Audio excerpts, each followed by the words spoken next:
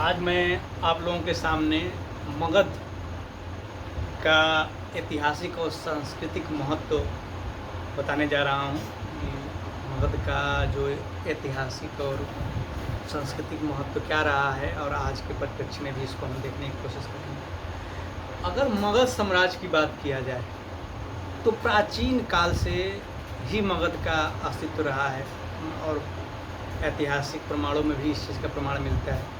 एक बात मैं आपको पहले बताना चाहूँगा कि जहाँ तक राजनीतिक और सांस्कृतिक इतिहास की बात है, तो अगर इतिहास में इस बात को देखा जाए तो इतिहास में सबसे पहले, अगर भारत के इतिहास की खास करके बात करें, तो सबसे पहले सांस्कृतिक इतिहास का ही जो प्रारंभ होता है, उसके बाद राजनीतिक इतिहास का प्रारंभ होता है। और ये राजनीतिक इतिहास का प्रारंभ जो शुरू होता है वो 7वीं शताब्दी ईसा पूर्व शुरू होता है। यानी आप कह सकते हैं कि 650 ईसा पूर्व के आसपास से ऐतिहासिक रूप से प्रमाण मिलने लगते हैं। वैसे तो आप बहुत चीज़ों को देख रहे हैं, लेकिन ये चीज़ें ये जो मिलने लगती हैं, खास करके जो ऐतिहासिक वर्णन मिलना शुरू होते हैं, लिखित, वो मिलने लगते हैं।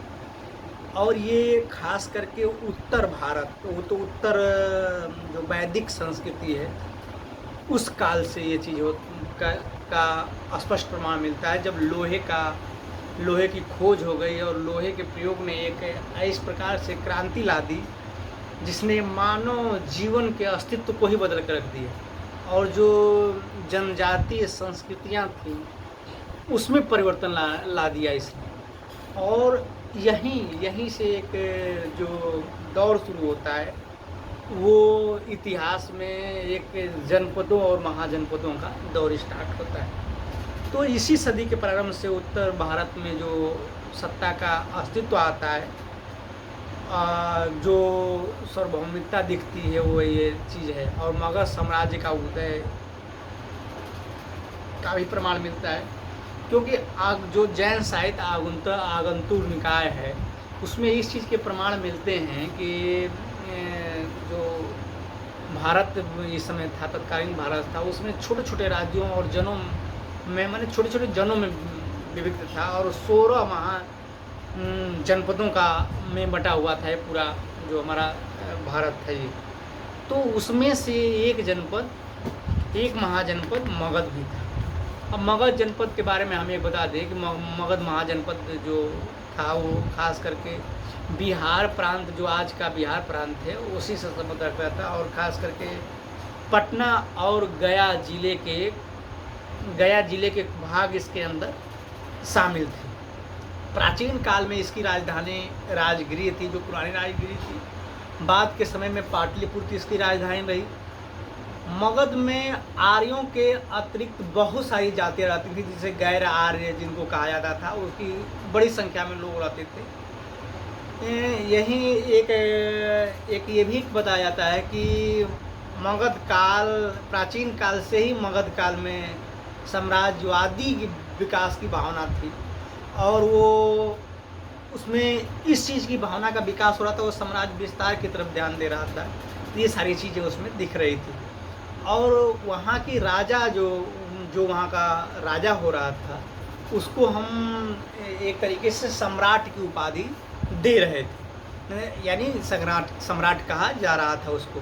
जो मगध का जो राजनैतिक सर्वोच्चता का जो प्रमाण हमको सर्वप्रथम जिन ऐतिहासिक ग्रंथों से, प्रमाणों से मिलते हैं, उनमें हम पुराणों से देखते हैं, बौद्ध ग्रंथों से देखते हैं, जैन ग्रंथों से देखते हैं, और तत्कालीन जितने भी समकालीन स्रोत रहते हैं, सब में इस चीज़ का प्रमाण मिलता है। अगर बुद्ध काल की जो घटनाओं के बारे में देखा जाए, उनके समकालीन स्थितियों के बारे में देखा जाए, कि जो बुद्ध काल में राजतंत्र जो थे, राजतंत्रों को जो गठित हो रहे थे, उसमें अगर देखा जाए तो मगध का सर्वोच्च स्थान था और मगध उनमें सर्वोच्च राज्य के रूप में अपने को स्थापित कर चुका था। और इतना ही नहीं, ये देखा भी गया कि आने वाले समय में ये मगध ने अपने को इसमें स्थापित भी किया और छोटे छोटे जितने राज्य थे उस सबको अपने अंदर समाहित कर लिया और एक अपने आप को साम्राज्य के रूप में स्थापित कर लिया। और इस प्रकार से यहीं से वो दौर शुरू होता है जब मगध के इतिहास को, मगध के राजनीतिक इतिहास को, सांस्कृतिक इतिहास को अब भारत के राजनीतिक और सांस्कृतिक इतिहास के रूप में जाना जाने लगता है।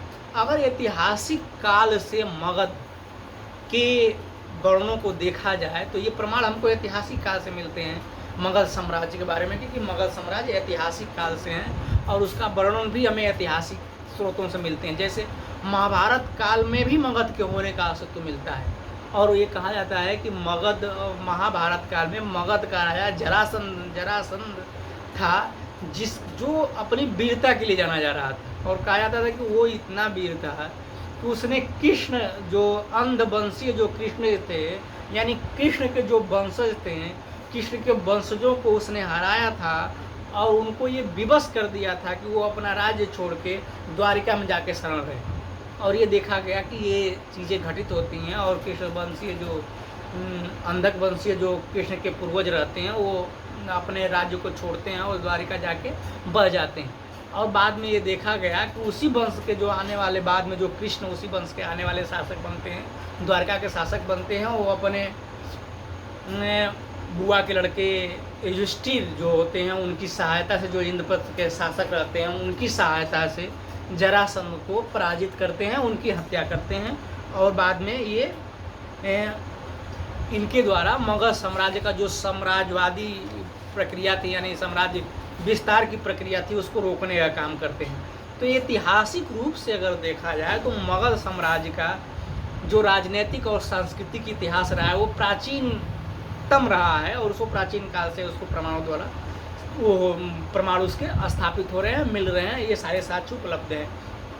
बुद्ध के समकालीन समय की अगर बात किया जाए तो जो राज्य जिनका उदय हो रहा था उनमें एक बार पुनः मगध साम्राज्य अपने आप को स्थापित कर रहा है, पुनः अपने आप को स्थापित कर रहा है।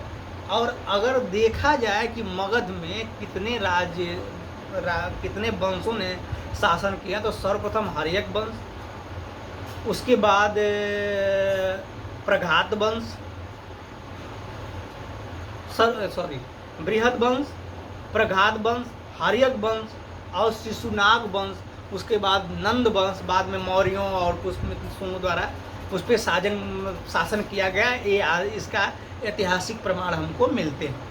अगर कहा जाए कि जो वास्तविक मगध है, जो आज भी कायम है, उसका जो संस्थापक जिसको माना जाता है वो था बिंबिसार। वह हर्यक वंश से संबंध रखता था। बिंबिसार के एक समय जो मगध साम्राज्य की राजधानी थी वो गिरिब्राज थी। बिंबिसार एक महत्वाकांक्षी शासक था। उसने गद्दी पे बैठने के बाद विस्तारवादी नीति को लागू किया और वह कूटनीतिक और दूरदर्शी साम्राज्य शामिल हुआ। कहा जाता है कि बिंदुसार अपने साम्राज्य के विस्तार के लिए बड़ी ही कूटनीतिक और राजनीतिक संबंध स्थापित किए। उसने अपने समकालीन शासकों से वैवाहिक संबंध स्थापित करते हुए उनसे रिश्ते मजबूत किए और अपने साम्राज्य का विस्तार करने का जो शुरुआत की।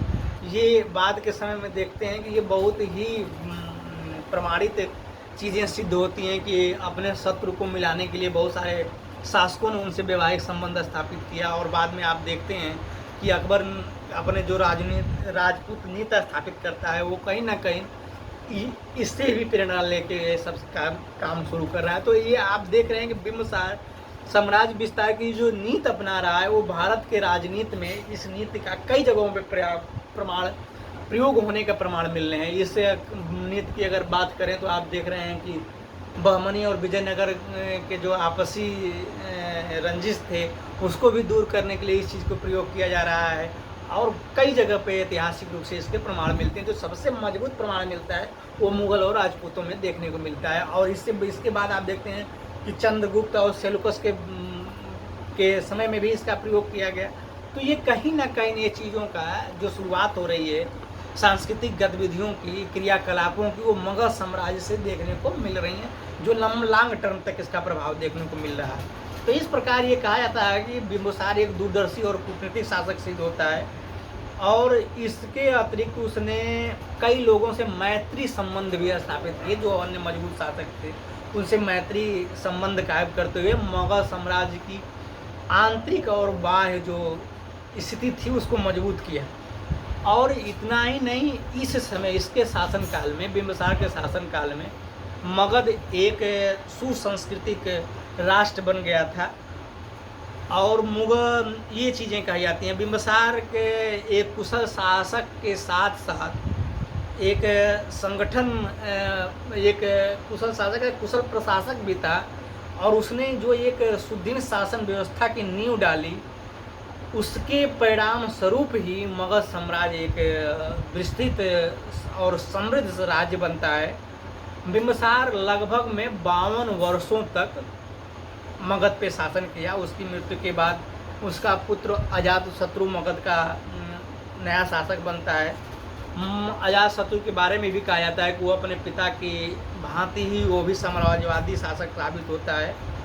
और उसके काल में भी मगध साम्राज्य सतत विकास कर रहा है, बल्कि राजनीतिक और सांस्कृतिक गतिविधियों का भी विकास देखने को मिल रहा है। अगर आप एक चीज़ देखें तो अजातशत्रु की जो धार्मिक नीति थी वो बड़ी ही उदार थी। वो धार्मिक नीति से बहुत ही उदार शासक था। इस समय तक जो भारत में कई सारे धर्मों का प्रचलन था, जैन और बौद्ध धर्म भी उदित हो चुके थे, प्राचीन सनातन धर्म कई शाखाओं में वो हो चुका था, और इस प्रकार से अपनी क्रियाकलापों को देखने को मिला था। अजातशत्रु के समय में ये कहा जाता है कि अजातशत्रु के समय में राजगृह में प्रथम बौद्ध जो संगीत का आयोजन किया गया था, विशाल संगीत का आयोजन किया था, जिसमें बहुत सारे बौद्धों ने भाग लिया। और ये सारी सांस्कृतिक गतिविधियाँ, यानी उसने धार्मिक रूप से बौद्ध जो उसमें धर्म उसमें प्रचलन बहुत तेज़ी से बढ़ रहा था, उसकी प्रथम बौद्ध संगीत आयोजन करने का कार्यक्रम भी अजातशत्रु के समय में किया जाता है। तो आप एक तरीके से अनुमान लगा सकते हैं कि धार्मिक और सांस्कृतिक रूप से अजातशत्रु के समय में कितने ही महत्व दिए जा रहे थे कि अपने इसके साम्राज्य मगध साम्राज्य में। ये चीज़ और थी कि ये जरूर मगध साम्राज्य में बौद्ध संगीत का आयोजन किया जा रहा था, लेकिन अन्य धर्मों के बारे में भी, अन्य धर्मों के लिए भी अजातशत्रु के द्वारा कार्य किए जा रहे थे। उनको भी छूट दी जा रही थी, उनको भी सहूलियत दी जा रही थी, राज्य उनके पे कोई प्रतिबंध नहीं लगाता था। सारे धर्मों के लोग अच्छी तरीके से अपना जीवन निर्वाह कर रहे थे। किसी प्रकार के अन्य धर्मों के ऊपर किसी प्रकार का दबाव पड़ रहा हो, ऐसा कोई प्रमाण ऐतिहासिक रूप से देखने को नहीं मिलते हैं। और मगध साम्राज्य के बारे में ये सारी चीज़ें थी, वो ये चीज़ देखने को मिल रही है। तो आप ये कह सकते हैं कि मगध अजातशत्रु के समय में भी मगध साम्राज्य राजनीतिक और सांस्कृतिक रूप से प्रगति करता हुआ दिखाई पड़ रहा है। अजातशत्रु की मृत्यु के बाद उदयन मगध साम्राज्य का शासक बनता है। उसके द्वारा मगध साम्राज्य के राजधानी परिवर्तित की जाती है और पाटलिपुत्र नगर की स्थापना की जाती है, और उसी के द्वारा पाटलिपुत्र को मगध की नई राजधानी बनाई जा रही है। अब राजगिरी से ये राजधानी कहाँ आ जा रही है? पाटलिपुत्र आ जा रही है। तो पाटलिपुत्र जो वहीं वर्तमान जो पटना है, उसी को हम पाटलिपुत्र के नाम से भी जानते हैं।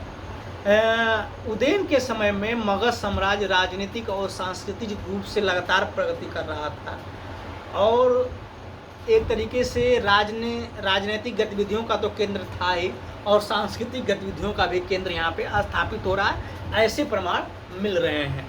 तो आप ये कह सकते हैं कि लगातार ये जो क्रम हम देख रहे हैं वो मगध साम्राज्य का अपना विस्तार कर रहा है। और वो राजनीतिक विस्तार ही नहीं, जिस तरीके से राजनीतिक विस्तार मगध का हो रहा है, उसी तरह उसका सांस्कृतिक विस्तार भी हो रहा है, और किस प्रकार से एक नई संस्कृतियाँ उभर के आ रही हैं, ये सारी चीज़ें देखने को मिल रहा है।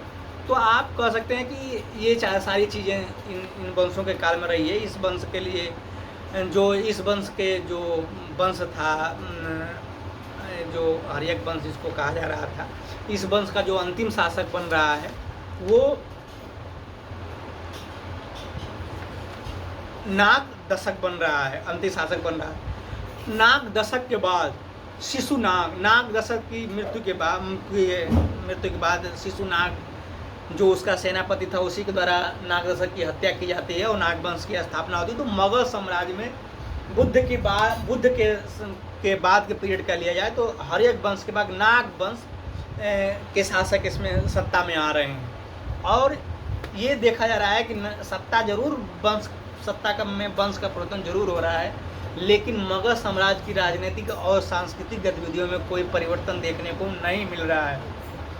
इसके समय में शिशुनाग के समय में गिरिब्रज को मगध की राजधानी बनाई गई और बाद में इसके अलावा वैशाली को भी मगध की राजधानी बनाई जा रही है। यानी 2 राजधानियों होने का कंसेप्ट भी मगध साम्राज्य में देखने को मिल रहा है, जो ये चीज़ें एक बड़े वो है।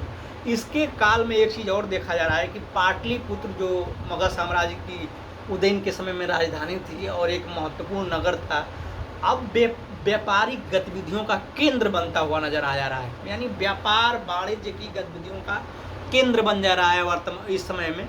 और इसका परिणाम ये होता है कि जो आर्थिक गतिविधियों का केंद्र होने से मगध साम्राज्य की जो व्यापार और वाणिज्य की गतिविधियाँ हैं उसमें विस्तार देखने को मिल रहा है।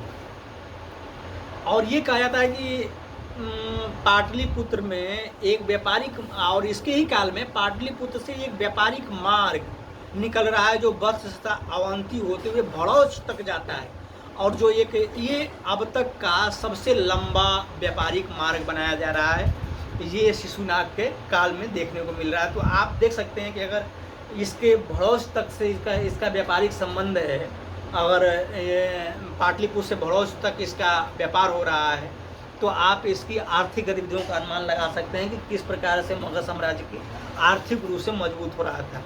और इस काल में मगध के राजनीतिक विजय भी हो रही हैं और एक विशाल साम्राज्य के रूप में मगध अपने आप को स्थापित कर रहा है। शिशुनाग के मृत्यु के बाद नागवंश में दूसरा शासक बनता है, वो काला शोक जो उसका पुत्र था वो शासक बनता है। उसने पुनः अपनी राजधानी पाटलिपुत्र को स्थापित करता है, बनाता है पाटलिपुत्र में। और काला शोक के समय में ही द्वितीय बौद्ध संगीत का आयोजन किया जाता है। और काला शोक की मृत्यु के बाद कहा जाता है कि उसके 10 पुत्रों ने एक तरीके से बौद्ध साम्राज्य जो मगध साम्राज्य उसको चलाने का काम करते हैं। और कहा जाता है कि इस वंश का जो नाग वंश था, इस वंश का पुराणों के अनुसार ये सिद्ध होता है कि नंदी वर्मन शिशुनाग वंश का अंतिम शासक सिद्ध होता है। तो आप शिशुनाग वंश कह सकते हैं कि शिशुनाग वंश के पतन के बाद महापद्म नंद द्वारा, जो उसका सेनापति था, उसके द्वारा नंद वंश की स्थापना की जा रही है। और कहा जा रहा है कि नंद वंश मगध साम्राज्य का सबसे महत्वपूर्ण वंश साबित हो रहा है। इसमें 9 राजाओं द्वारा शासन किया जा रहा है। महापद्म नंद इस वंश का सबसे शक्तिशाली शासक साबित हो रहा है। इसके समय में मगध साम्राज्य की अतुल संपत्ति और असंख्य सेना का विस्तार किया जा रहा है। और इसके बारे में कई सारी चीज़ों का प्रचलन सुनाई, इसकी विशेषताओं के बारे में होते हैं।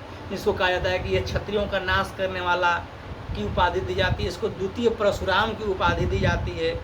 और ये कहा जाता है कि महापद्म नंद के ज़माने में मगध साम्राज्य की सीमाएं अब तक का जो मगध साम्राज्य था उसमें सबसे ज़्यादा पहली विस्तार इसके समय में देखने को मिलता है। और कहा जाता है कि ये इसकी सीमाएं गंगा घाटी से लेके विंध्य पर्वत तथा दक्षिण में बयंती तक इसका विस्तार हो रहा है। और कहा जाता है महापद्म नंद के बारे में कहा जाता है कि इसने 28 वर्षों तक शासन किया और उत्तर भारत का इसे प्रथम राजनीतिक और प्रथम ऐतिहासिक सम्राट माना जाता है महापद्म नंद को। महापद्म नंद की मृत्यु के बाद उसके इस वंश के जो एक अंतिम महत्वपूर्ण शासक सिद्ध होते हैं वो घनानंद होते हैं। कहा जाता है कि घनानंद सिकंदर के समकालीन शासक थे और इसके समय में भी मगध साम्राज्य में विशाल सेना थी, अतुल संपत्ति इस राज्य के पास था। कहा जाता है कि इनके काल में संस्कृत साहित्य का, तेलुगु साहित्य का और तमिल सिंहली साहित्य का व्यापक पैमाने पर विकास देखने को मिलता है। और इसके साथ साथ जो जैन बौद्ध जो साहित्य है, इनका भी भाषा और साहित्य का विकास हो रहा है। कहा जाता है कि इसके शासनकाल में साम्राज्य का लगातार विकास हो रहा है और हिमालय से लेकर अगर देखा जाए तो दक्षिण में गोदावरी नदी तक और पश्चिम में सिंधु से लेकर पूर्व में मगध तक का इसका साम्राज्य फैल जाता है। और कहा जाता है कि अतुल संपत्ति और विशाल साम्राज्य तो घनानंद स्थापित करने में सफल होते हैं। लेकिन एक चीज़ घनानंद के बारे में कहा जाता है कि घनानंद ने इतना विशाल साम्राज्य जरूर स्थापित कर लिया, लेकिन घनानंद के साम्राज्य की जो जनता थी वो घनानंद से बहुत दुखी थी। दुखी होने के कई सारे कारण थे। कारण ये थी घनानंद अपनी जनता पे व्यापक पैमाने पे कर, बहुत पैमाने पर कर लगा रहे थे। इसका परिणाम ये हो रहा था कि जनता इनके खिलाफ हो रही थी और बाद में हम देख रहे हैं कि इनकी नीतियों के चलते ही जनता कई सारे विद्रोह घनानंद के खिलाफ करती है। और इसी का लाभ उठा के, इसी असंतोष का लाभ उठा के घनानंद के खिलाफ चाणक्य, जिसको कभी घनानंद ने अपने दरबार में अपमानित किए रहते हैं, वो भी इनके खिलाफ षड्यंत्र करता है और चंद्रगुप्त मौर्य को अपना सहायक बना करके घनानंद की हत्या करा देता है। और इस प्रकार से नंद वंश का अंत चंद्रगुप्त मौर्य और चाणक्य के द्वारा मिलके कर दिया जाता है। नंद वंश के जो राजाओं के समय में मगध साम्राज्य को अगर देखा जाए तो राजनीतिक दृष्टिकोण से ये अत्यंत ही शक्तिशाली और आर्थिक दृष्टिकोण से अत्यंत महत्वपूर्ण रूप से देखा जाए तो ये शक्तिशाली राज्य स्थापित हो रहा है। इसके समय में जो पाटलिपुत्र है वो शिक्षा और सांस्कृतिक गतिविधियों का प्रमुख केंद्र बन रहा है। बहुत सारे विद्वानों की उत्पत्ति पाटलिपुत्र से हो रही है, मगध साम्राज्य से हो रही है। जैसे व्याकराचार्य जो पढ़नी है उनका वर्ष, उपवर्ष, बरुचि, कात्यायन जैसे विद्वान नंद काल में ही उत्पन्न होते हैं। ये इसके ऐतिहासिक प्रमाण मिलते हैं। एक तरीके से आप कह सकते हैं कि नंद वंशों के काल में मगध साम्राज्य का राजनीतिक और जो सांस्कृतिक दोनों दृष्टि से प्रगति होती है। नंद वंश के पतन के बाद मगध साम्राज्य की जो सत्ता है वो चंद्रगुप्त मौर्य के हाथों में चली जाती है और मौर्य साम्राज्य की स्थापना होती है। तो मौर्य साम्राज्य के चंद्रगुप्त मौर्य उसका प्रथम शासक बनता है। और कहा जाता है कि चंद्रगुप्त मौर्य ने अपने जो साम्राज्य मगध साम्राज्य था उसका दक्षिण भारत में जो अपना विस्तार है उसको शुरू किया। तो संपूर्ण एक तरीके से आप कह सकते हैं कि चंद्रगुप्त मौर्य के ज़माने में उत्तर भारत और दक्षिण भारत में भी मगध साम्राज्य का विस्तार हुआ। और इस प्रकार से एक तरह से मगध साम्राज्य भारत में, संपूर्ण भारत में फैलता हुआ दिखाई पड़ता है। कुछ भागों को अगर छोड़ दिया जाए छोटी छोटी जगहों पे, जिसको बाद में अशोक द्वारा जो शामिल किया जाता है, ये सारी चीज़ें देखने को मिलती हैं। कहा जाता है कि मगध साम्राज्य की जो उत्कर्षता बिंबिसार के समय में प्रारंभ हुई थी वो चंद्रगुप्त मौर्य के समय में अपने प्रकाष्ठा पे फैलती है, वो दिखाई पड़ती है, फैलती हुई दिखाई पड़ती है। पाटलिपुत्र मौर्यों के समय में भी पाटलिपुत्र मगध साम्राज्य की राजधानी बनाई जाती है। और पाटलिपुत्र के चारों तरफ जो एक तरीके से प्राचीरों को बनाया जा रहा है वो प्राचीन लकड़ी के बनाए जा रहे हैं, जो कला और स्थापत्य के दृष्टिकोण से बहुत ही महत्वपूर्ण होते हैं, जो मौर्यों के काल की सबसे बड़ी विशेषता है। कहा जाता है कि प्राचीरों में 570 बुर्ज लगाए जाते हैं उस नगर के चारों ओर, और गहरी खाइयों को खोदी जाती है। नगर में प्रवेश करने के लिए 14 फाटक थे। इस प्रकार और पाटलिपुत्र नगर के प्रशासनिक गतिविधियों को देखने के लिए 6 समितियों का एक समूह बनाया गया था, जिसमें 5-5 सदस्यों द्वारा कार्य किया जाता था। तो आप इस तरीके से देख रहे हैं कि चंद्रगुप्त मौर्य के समय में किस प्रकार से काम किया जा रहा है राजनीतिक दृष्टिकोण से और सांस्कृतिक दृष्टिकोण से। चंद्रगुप्त मौर्य ने सामाजिक दृष्टिकोण से भी बहुत महत्वपूर्ण काम किया। उसके काल में सार्वजनिक भोजनालय, पुलिस, जेल, मनोरंजन, नागरिकों के स्वास्थ्य पे ध्यान दिया जा रहा है। यानी जो पाटलिपुत्र नगर है उसकी समितियां विस्तृत तरीके से काम कर रही हैं और नागरिक प्रशासन की जो शुरुआत हमको प्राचीन काल में देखने को मिल रही है वो चंद्रगुप्त मौर्य के ज़माने में देखने को मिल रही है। चंद्रगुप्त मौर्य की मृत्यु के बाद उसका पुत्र बिंदुसार मगध साम्राज्य के सिंहासन पर बैठता है और बिंदुसार के शासनकाल में भी चाणक्य अभी जीवित रहता है और उसके चाणक्य के नीतियों के सहयोग से बिंदुसार अपने साम्राज्य का विस्तार करता है। और बिंदुसार द्वारा कोई महान कार्य तो नहीं किया जाता है, लेकिन उसके शासनकाल में एक चीज़ देखने को मिलता है कि मगध साम्राज्य की जो नींव है वो और गहरी होती दिखाई पड़ रही है। तो एक तरीके से आप ये देख रहे हैं कि बिंदुसार के समय में जो मगध साम्राज्य है वो राजनैतिक रूप से उसकी गहराइयाँ बढ़ रही हैं और सांस्कृतिक गतिविधियों का विकास हो रहा है। एक तरीके से आप कह रहे हैं कि अर्थव्यवस्था का भी विकास इस समय में देखने को मिल रहा है। लेकिन एक चीज़ आप देख रहे हैं कि बिंदुसार की मृत्यु के बाद उसका पुत्र अशोक शासक बन रहा है और अशोक के द्वारा राज्य का विस्तार किया जा रहा है, सांस्कृतिक गतिविधियों का संचालन किया जा रहा है, अर्थव्यवस्था के ऊपर अर्थव्यवस्था को सुदृढ़ करने के लिए काम किया जा रहा है। लेकिन सबसे महत्वपूर्ण चीज़ ये है कि अशोक ने जो अपनी राजनीतिक विजयों का शुरुआत की उसमें सबसे महत्वपूर्ण जो उसकी विजय थी वो कालिंग विजय थी। और कालिंग विजय के द्वारा जो एक राजनीतिक परिवर्तन हो रहा है, राजनीतिक परिवर्तन देखने को मिल रहा है, वो अजीबोगरीब परिवर्तन देखने को मिल रहा है। अब ये परिवर्तन ये हो रहा है कि इसके कालिंग विजय के बाद उसमें व्यापक नरसंहार होता है और इस नरसंहार को देखने के बाद अशोक बहुत ही उसके दिल को आघात पहुंचती है और वो बौद्ध धर्म की शरण में चला जाता है, बौद्ध धर्म ग्रहण कर लेता है। तो आप देख रहे हैं कि बल्कि ग्रहण ही नहीं कर रहा है, बल्कि वो बौद्ध धर्म ग्रहण करने के बाद वो बौद्ध धर्म को राजकीय धर्म घोषित कर रहा है और बहुत सारे धार्मिक लोगों की नियुक्ति कर रहा है, महामात्रों की नियुक्ति कर रहा है और तमाम चीज़ें को देखने को मिल रहा है। वो विदेशों में अपने बौद्ध धर्म के प्रचार करने के लिए राजकीय संरक्षक दे रहा है, अपने पुत्र और पुत्रियों को बाहर भेज रहा है और तमाम चीज़ों का गतिविधियां देखने को मिल रही हैं। अशोक द्वारा तमाम सामाजिक कार्य किए जा रहे हैं।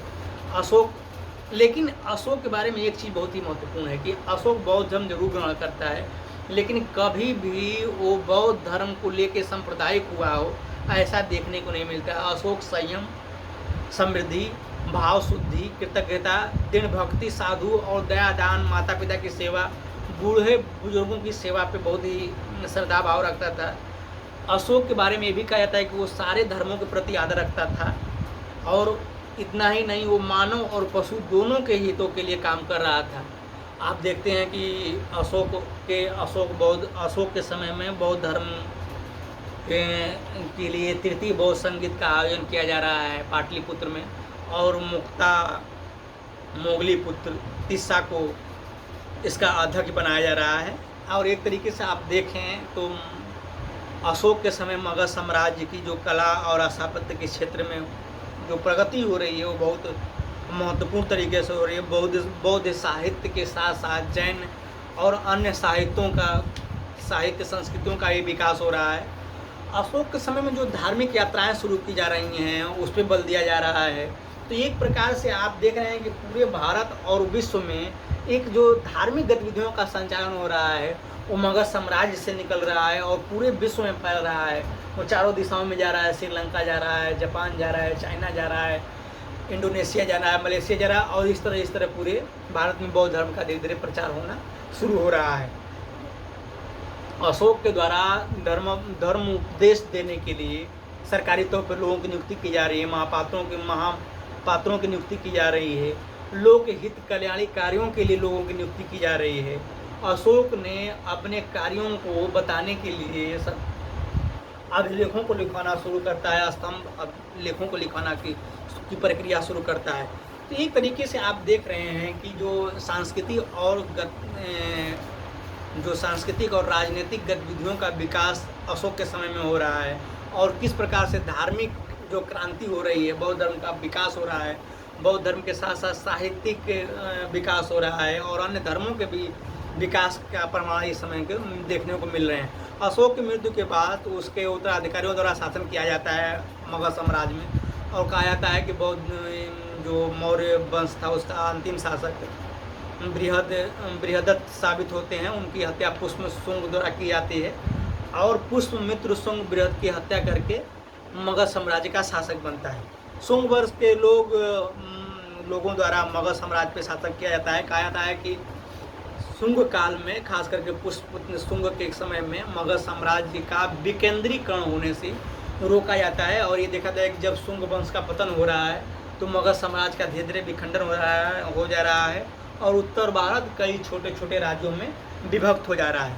तो इस प्रकार से अगर एक जो हम राजनीतिक छोटा छोटा अवलोकन देखें हैं कि कई राजवंश जो मगध साम्राज्य पे काम कर रहे हैं, तो निष्कर्ष रूप में आप कह सकते हैं कि मगध साम्राज्य प्राचीन काल से लेके जो इसका इतिहास में जो इसका राजनीतिक और सांस्कृतिक इतिहास रहा है, वो अब तक जो मगध साम्राज्य का अस्तित्व है वो पूरे भारत में मगध साम्राज्य के इर्द गिर्द जो घूम रहा है, उसकी राजनीतिक और सांस्कृतिक इतिहास भारत का वो मगध साम्राज्य के इर्द गिर्द ही घूमता है, ऐसा दिखाई पड़ता है।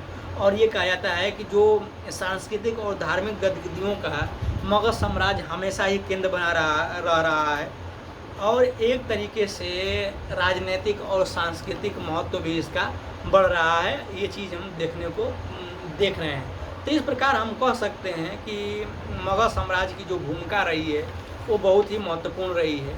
और एक तरीके से आप देखते हैं कि प्राचीन काल से लेके आज तक मगध अपने राजनीतिक और सांस्कृतिक महत्व के लिए जाना जाता रहा है।